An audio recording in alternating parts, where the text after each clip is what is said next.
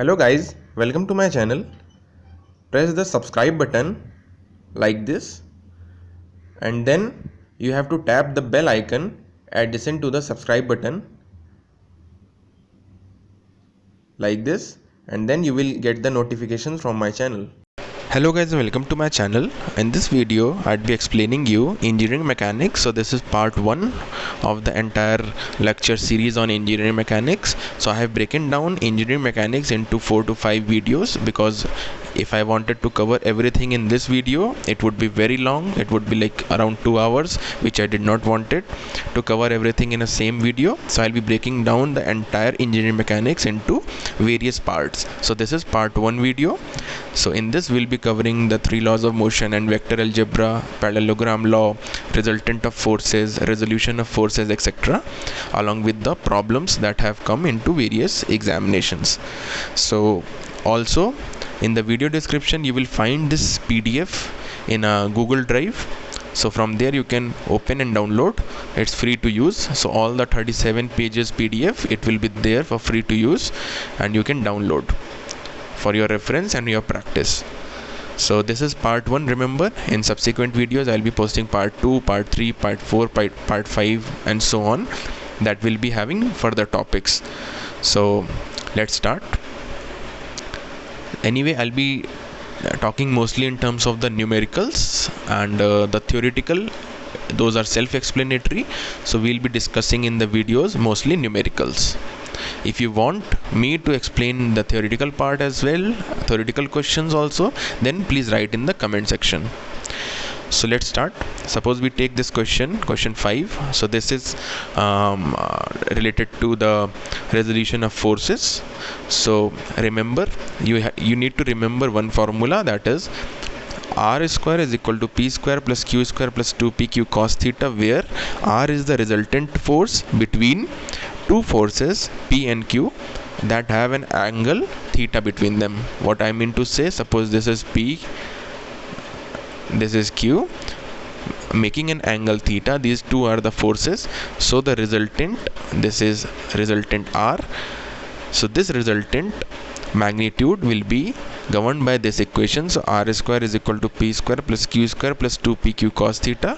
You remember this formula, you will be able to solve 100% of these questions that come on to resolution of forces. So we have to use this equation. Now read the question. It states that the maximum and minimum resultant forces of two particular forces acting on a particle are 40 and 10 kilonewton respectively. Then the two forces in the question would be. First you have to understand the question carefully. It means that we have to find indirectly P and Q. If the maximum and minimum resultant forces of two forces, that means R max is 40, R min is 10 kilonewton. That is the maximum resultant force of P and Q is 40 kilonewton. 10 kilonewton is the minimum resultant force. Then you have to find P and Q. You use this formula, you frame two equations, R max square and R min square. So the maximum will be when this cos theta angle, it will be 1, or the angle between these two P and Q will be 0, because cos 0 is 1. So when this is 1, so cos theta, you all know it varies from -1 to 1. From -1 to 1 it varies. So the maximum will be when we take 1 as cos theta, and minimum will be when cos theta is equal to -1. So you form two equations. R max square is equal to p square plus q square plus 2pq. Here cos theta is equal to 1, so it will be maximum. So this will be in turn equal to p plus q whole square, and R minimum square is equal to p square plus q square minus 2pq. Now how minus came? Because cos theta is equal to -1. So here we substituted cos theta equal to -1, so it will be minus 2pq. This in turn is p minus q whole square. So we have two equations, two unknowns. P plus q whole square is equal to 40 square, p minus q whole square is equal to 10 square.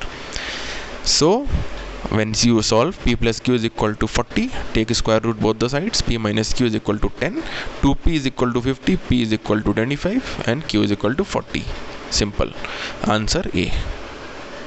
Alright, let's move on to another. Remember this formula also. This tan alpha is equal to q sin theta upon p plus q cos theta. This alpha, it is the angle of the resultant with p component. So what I mean to say, I'll explain. This is p, suppose this is q, this is r, this entire, it is theta angle between p and q, and alpha is the angle between resultant that makes with p. So tan alpha, it will be equal to q sin theta upon p plus q cos theta. Okay, so this they have directly asked as one of the question, but this formula along with r square is equal to p square plus q square plus 2pq cos theta, only these two formulas you have to remember, and you will be able to solve 100% questions for the resolution of forces. No third formula is needed. Okay, so remember this formula: tan alpha is equal to q sin theta upon p plus q cos theta, where alpha is the angle between the resultant and the p component, and theta is the angle between p and q. So then we come on to, okay, so these kind of questions you will find in all the exams, mostly like where three forces are there acting at a particular point. Once you find this question, this kind of questions, you have to use what we call as triangle, force triangle.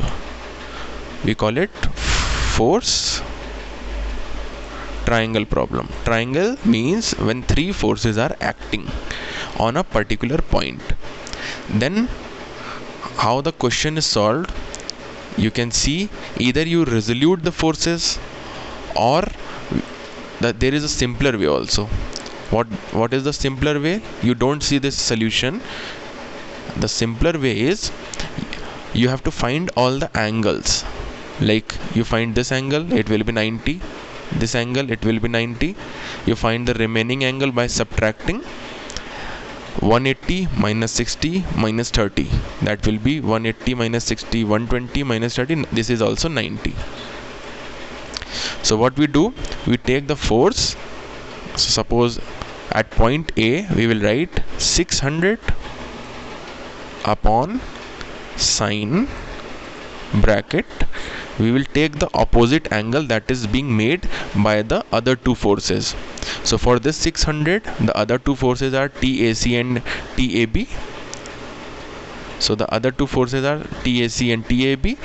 So we will take this angle that is being made between those two components, that will be sine of 90 degrees. I'll explain once more. Let me remove this. So we have to take this force. Suppose we are writing this force, then we have to take the angle between the other two forces. If we are writing this force TAC, then we have to take the corresponding angle between the other two forces TAB and 600. If we are writing for TAB, then we have to take the other two forces, that is this angle 30 and plus 90. Okay, so I'll write the equation very fast. This you can solve very fast by using this method. If you want to resolve the forces along x and y, it will take time. So I suggest you what I am doing, just understand carefully. So write TAB upon sine of the angle formed between the other two components. So for TAB, other two components are TAC and 600. Angle between those two are 30 plus 90, it's 120. Right, equal to. Then you take TAC. So write TAC. You can write in any order. I am just particularly following clockwise. So TAC, you take this angle. So it will be 90 plus 60, 150. Sine 150. And that will also be equal to, finally what we got, 600 upon sine of the other two angles. Other two angles, I mean to say other two forces, the angle between the other two forces will be this. For 600, that is this much first it's not given in the question, but we found because this is 180 degree. You subtract 30, you subtract 60, what is remaining? 180 minus 60 minus 30, that is 180 minus 90, it's equal to 90. So this angle is again 90, so you have to write sine of 90. Okay, then we can just cross multiply. You take this equation and this equation, you take this equation and this equation, you will find TAC and TAB. Simple. TAC will be 600 into sine 150 upon sine 90. TAB will be equal to 600 into sine 120 upon sine 90. Simple. So the answer will be TAB will be 520 and TAC will be 300. If you had taken the other way, like resolution of the forces, you would have taken a long time. By this method you can solve the question within like 25 to 30 seconds, and for each exam time is very crucial. So I hope you got the point how to solve that question where we have three forces acting on a particular point. Okay, you take the force, you take the upon, you write upon sine, in denominator you write sine of the angle between the two other forces, and you equate all the three. So I hope you got the point.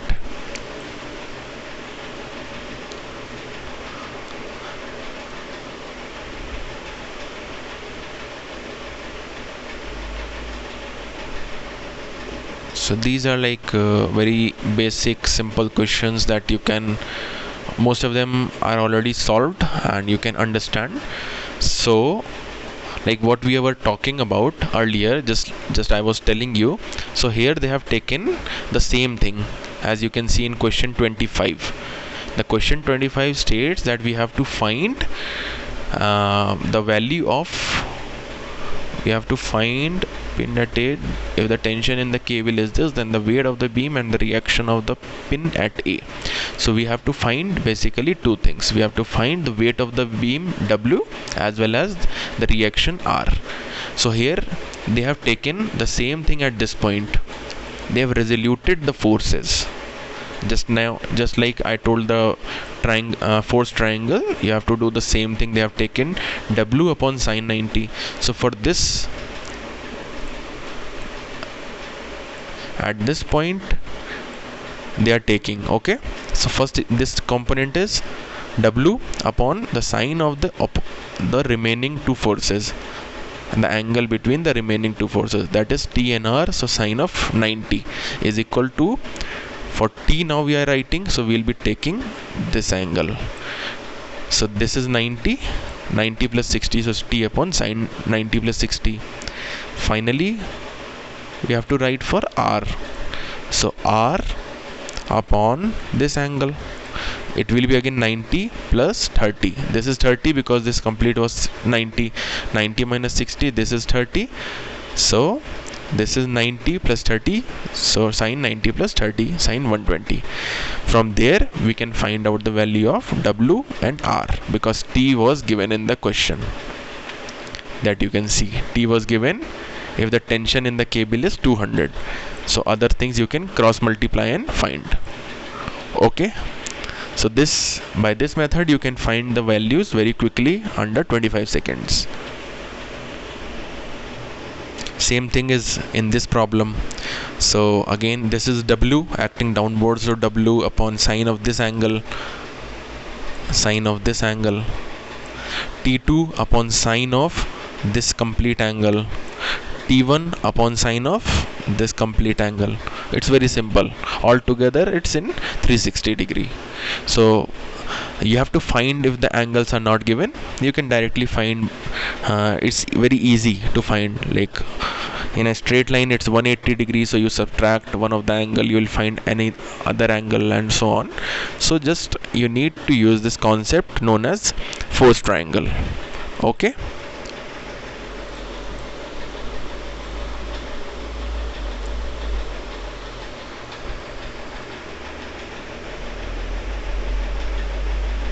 So then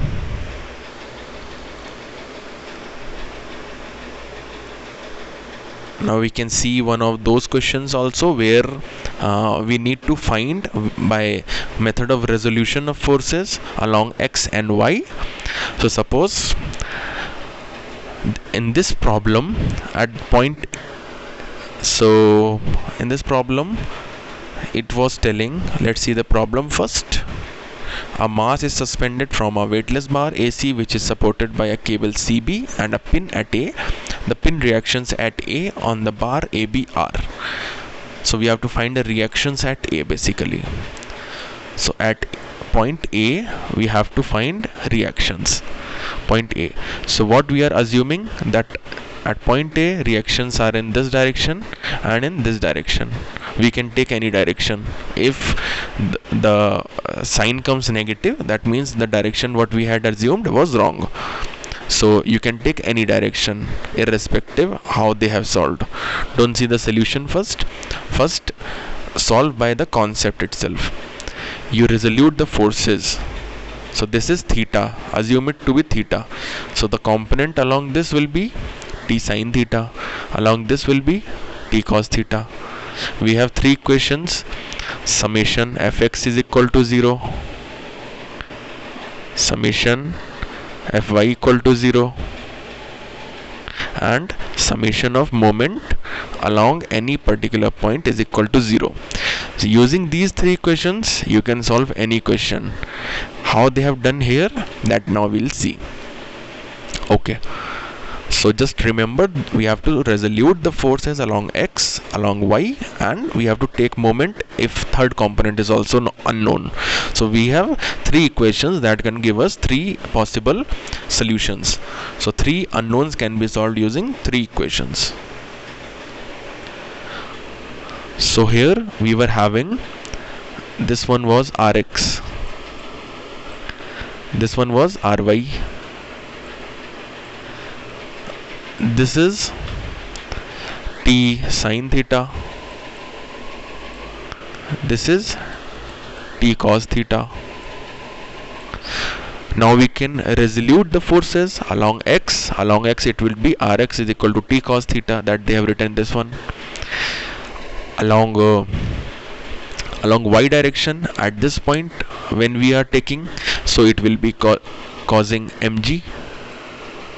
So this is the weight of this piece suspended from point C. So it will be acting downwards. So mg is equal to t sine theta. So t sine theta is equal to mg. From there we can find value of t. T is equal to mg upon sine theta.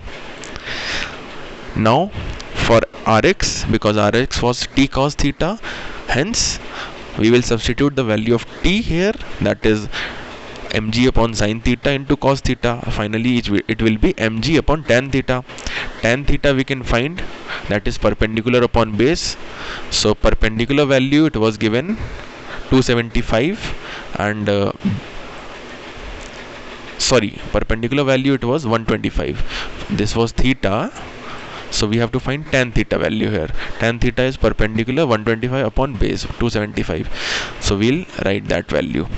So finally we get Rx is equal to 755.4. What about Ry? Because at this point we, in this particular along this line, we don't have any other component of y, because along this only Ry is there, that we have assumed. So summation fy equal to 0 if we put in this along this line, then Ry equal to 0, because no other component of force along y is present here. So the answer finally would be Rx is equal to 755.4, Ry is equal to 0.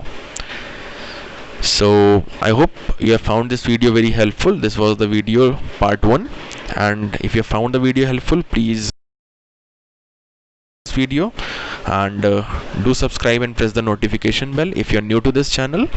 And guys, please support, please like and share these videos so that they would reach more number of students, more number of people, so that they can also get benefited. And I would be seeing you in the next part 2 of the engineering mechanics. Till then, take care. Bye bye.